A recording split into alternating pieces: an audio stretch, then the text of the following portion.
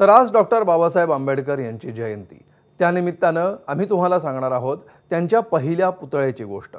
विशेष म्हणजे डॉक्टर बाबासाहेब आंबेडकर हयात असताना उभारलेल्या पुतळ्याची गोष्ट। हा पुतळा कुठे उभारला, कोणी उभारला, बघूया। कोल्हापुरातला बिंदू चौक। याच बिंदू चौकात उभा राहिला डॉक्टर बाबासाहेब आंबेडकर यांचा देशातला पहिला पुतळा। डॉक्टर बाबासाहेब आंबेडकर हयात असताना कोल्हापूरकरांनी हा पुतळा उभारण्याचा घाट घातला आणि तो पूर्णत्वास नेला सुद्धा। 1950 सालची ती घटना आजही कोल्हापूरकर अगदी अभिमानानं सांगतात।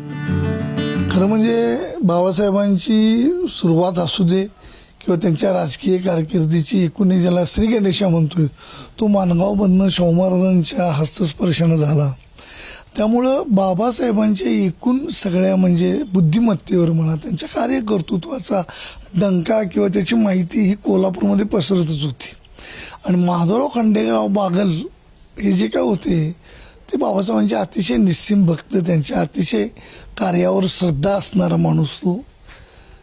तर त्यांना बाकी त्या बिंदू चौकाच्या रिनोव्हेशनच्या वेळेला वाटलं की बाबा रे, इथं जसं इकडं ज्योतिबा फुलेंचा पुतळा उभारतो तसा इकडे एक पुतळा उभा राहावा म्हणून पुतळा उभारण्याचा संकल्प तर केला, मात्र डॉक्टर बाबासाहेब आंबेडकरांना ही गोष्ट मान्य होती का? तेव्हा बाबासाहेब म्हणाले की जिवंतपणी पुतळा असणे ही संकल्पना मला मान्य नाही, मला ती योग्य वाटत नाही आणि त्यामुळं जिवंतपणी पुतळा नकोच आहे मला। तेव्हा तुम्ही ह्यात काही भानगडीत पडू नका, तुम्ही हा काही निर्णय घेऊ नका। तरी पण ही हट्टाला पेटलेली मंडळी नाही, आपण हे करायचंच आणि अशी एखादी गोष्ट ही कोल्हापुरातच घडू शकते। कोल्हापुरात वेगळे काहीतरी घडते आणि तो आपण करून दाखवायचं। पण बाबासाहेबांनी नकार देऊन सुद्धा या मंडळी कमिटी स्थापन, त्यामध्ये गंगाराम कांबळे, दादासाहेब शिर्के वगैरे माझे आमदार ही मंडळी होती। मग ती कमिटीनं कामाला सुरुवात केली, पुतळ्याचं नियोजन झालं, शिल्पकार चव्हाणांच्याकडे ते काम सोपवलं। शाहू महाराजांनी अस्पृश्यता नष्ट करण्यासाठी आणि सामाजिक न्यायासाठी जे काम केलं तेच काम डॉक्टर बाबासाहेब आंबेडकर राष्ट्रीय पातळीवर करत होते। त्यामुळं डॉक्टर बाबासाहेब आंबेडकर यांच्या हयातीतच त्यांचा पुतळा उभारून सन्मान करण्याची माधवराव बागल यांची इच्छा होती। त्यानुसार त्यांनी पुतळा समिती स्थापन केली। बागल हेच या समितीचे अध्यक्ष होते। शाहू महाराजांनी वसवलेल्या सिद्धार्थनगरमध्ये याबाबत बैठक झाली। बाबासाहेबांचा पुतळा बनवण्याचं ठरलं, मात्र हा पुतळा कोण साकारणार हा प्रश्न होता। त्यावेळी कोल्हापुरातीलच ख्यातनाम शिल्पकार बाळ चव्हाण यांची निवड करण्यात आली। माझे आजोबा करवीरचे थोर शिल्पकार बाळ चव्हाण हे हरवर्णली कलाकार होते। राजा महाराजांना सांगून त्यांना जे आर्ट स्कूल मुंबई येथे त्यांना शिक्षणासाठी पाठवलं।